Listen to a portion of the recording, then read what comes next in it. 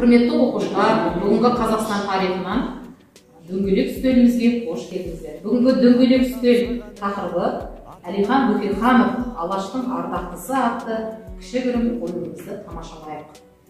Пән мұғалімі Әлімбаева Балнұр Болатовна. Бүгінгі пайдаланылатын көрнекілігіміз, фотосуреттер әрі монтаждалған бейнефильмдер арқылы ұлт ұстазы Ахмет Байтұрсыновтың, Әлихан Бөкейхановтың өмір жолдарымен таныс боласыздар.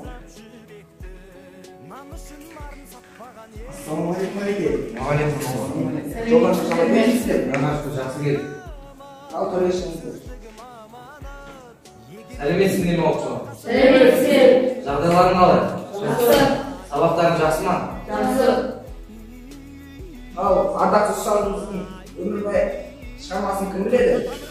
Зәкеш, Айзат. Ақтайғанастан өзіне қараштың ерсайын жуан ішінде Ақтайғанастан әті шығармасына қаршылығы. Жарайсың.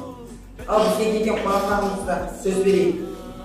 Құрметті оқушылар, Ахмет Байтұрсынов қай жылы дүниеге келді? жылы дүниеге келді. Жарайсың. Құрметті оқушылар, Бұл біздің кішігірім жиналып жиынымыз. Сіз неге келдіңіз? Мен өз затымды табуға келдім. Екі уәзірдің әліпті тұрмыз.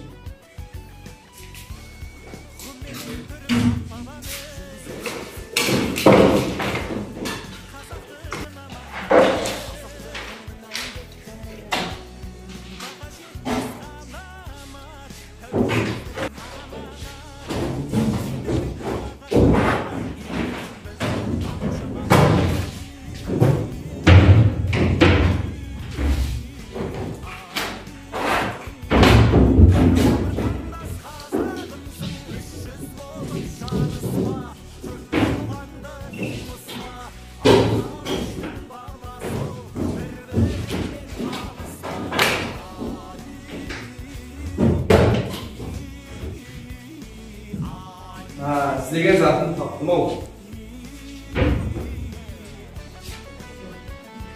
Тоқтаңыз, бұл мен затым ғой.